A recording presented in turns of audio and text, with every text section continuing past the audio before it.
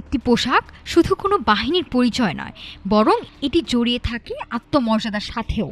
কিন্তু বর্তমান লৌহ আর কফি রঙের ইউনিফর্ম নিয়ে বাংলাদেশ পুলিশের মাঠ পর্যায়ের সদস্যদের মধ্যে কাজ করছিল এক ধরনের অস্বস্তি আর হীনমন্যতা।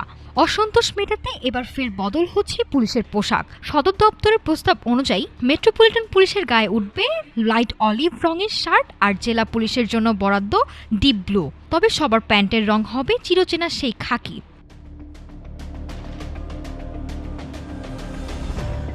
কর্তৃপক্ষ বলছে এই পরিবর্তনে সরকারের অতিরিক্ত কোনো খরচ হবে না, কারণ নিয়মিত পোশাক বিতরণের অংশ হিসেবেই ধাপে ধাপে এই নতুন ইউনিফর্ম তুলে দেয়া হবে সদস্যদের হাতে। মূলত সামাজিক যোগাযোগ মাধ্যমে হওয়া ট্রল আর অন্যান্য সংস্থার সঙ্গে পোশাকের মিল এড়াতে এই সিদ্ধান্ত।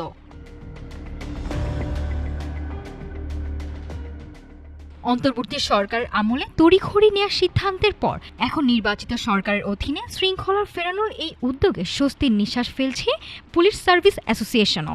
এখন শুধু অপেক্ষা স্বরাষ্ট্র মন্ত্রণালয়ের প্রজ্ঞাপনের। রং বদলের এই পালাবদল কেবল বাহ্যিক সৌন্দর্য নয়, বরং পুলিশের হারানো গৌরব আর মনোবল ফিরিয়ে আনার একটি চেষ্টা। সাধারণ মানুষ আশা করছে পোশাকের সাথে সাথে বাহিনীর সেবার মানেও আসবে ইতিবাচক পরিবর্তন। নাফিসা সামিয়া, ঢাকা টুডে।